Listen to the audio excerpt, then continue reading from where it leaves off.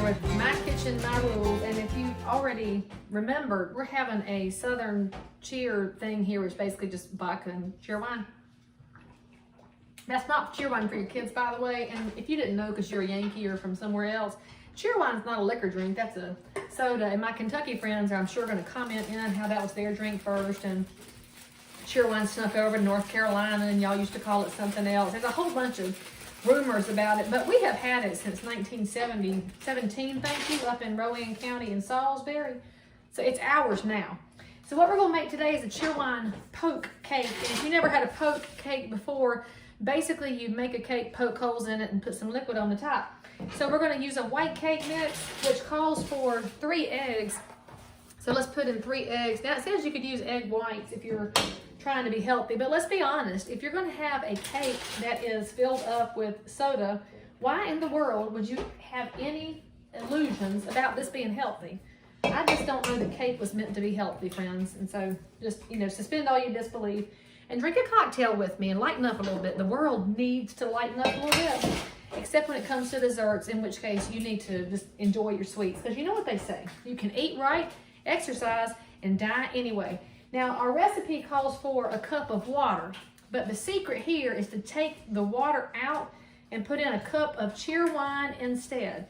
Now, if you live somewhere else in the country, then frankly, I can't help you because I don't know what you have to drink. I guess you could use some cherry flavored, I don't know, Shasta or Rite Aid, not Rite Aid. What was that stuff called? We had Shasta, was our off brand, and there was something else. There's I don't know, I'm trying to think. I can't think of y'all's regional sodas, but the box of cake mix calls for 1/3 of a cup of oil.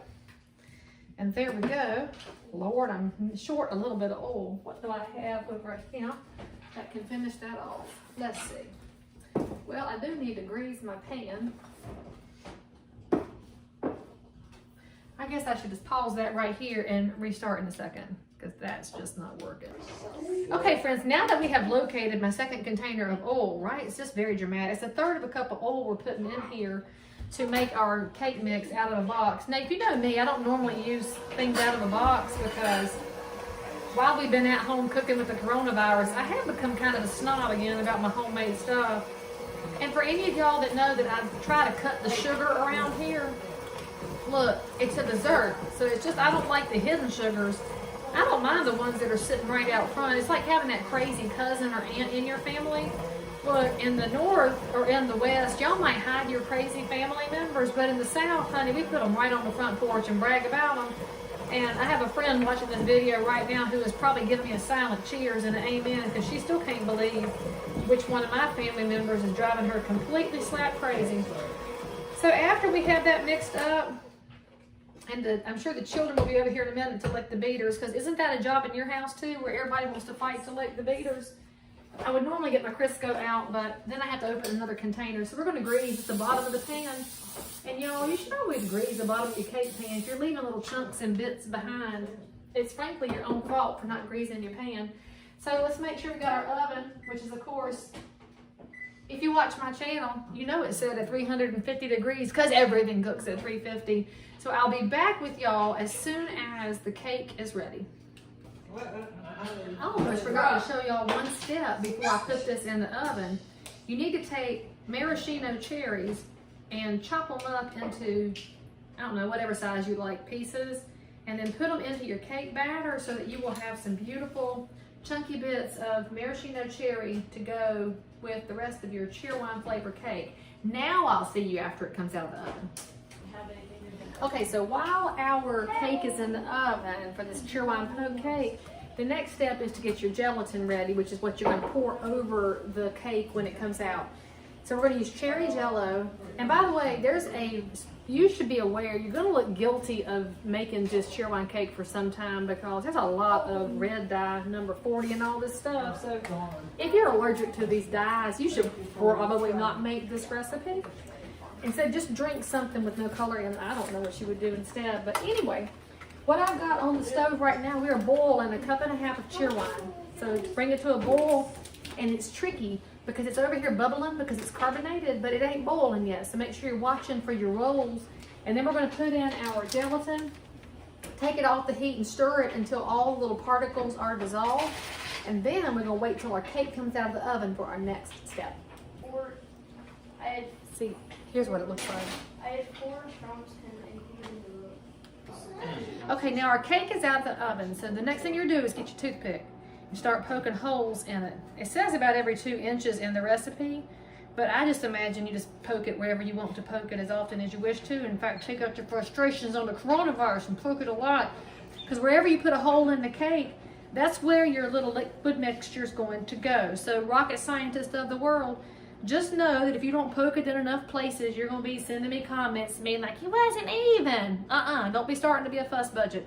So then we have our mixture here, which I showed y'all before. This is the Cheerwine just with the gelatin in it. We're just going to pour it across the top and watch it soak in so nice and even. Use up all your liquid on the whole Cheerwine cake here. And yes, this is going to cool it in the pan. No, you're not turning this thing out on a wire rack. Those of y'all that are fancy cooks, this ain't a fancy cake. This is the kind of cake you make for a pig picking or a homecoming or normal people. And so what we're going to do after we put all of this on top, we fixing to set it in the refrigerator and let it sit in there until it's cooled off, which could be hours for you, or if your refrigerator's not working properly, it could be days. I'm not going to judge if you need to get a new refrigerator, but probably should have got a home warranty. And so now you can see what it looks like. It's bright red. I can touch the pan right away. I'll see y'all for the next step here just in a little bit. Hello, grasshoppers. You have been so patient, and now your cake is almost done. It's just about to come out of the refrigerator so that you can put the last toppings on. Because remember, it's got to be plenty cold with all of that sauce thrown in. Get a pint of heavy whipping cream and put it into your stand mixer. Now, if you live in a house without a stand mixer, you need to go buy one, because this will be your friend for years. And then you won't be like my friend Kit Fitzgerald, who I saw on Facebook, y'all. Her stand mixer died after like 20 years of service. And I really felt like sending a sympathy card, because I love this thing. I've had mine for 15 years now. My cousin Cindy gave it to me when she stayed with me for a while. That was her thank you for letting her stay at my house when she was doing an internship. I put in about a half a cup or so of powdered sugar. And then we're going to put in 2 tablespoons of that maraschino cherry juice. So, you know, you can't waste that juice. And y'all shouldn't be drinking that straight, but put it in your children's Coca-Cola to have a Roy Rogers, or in their Sprite to have a Shirley Temple. And now we're going to put our stand mixer on a medium speed. And we're going to mix it until we have stiff peaks. No jokes, no funny business, friends. Stiff peaks are actually when your cream stands up and holds still. If you lift up the peaks and it falls down, those are soft peaks.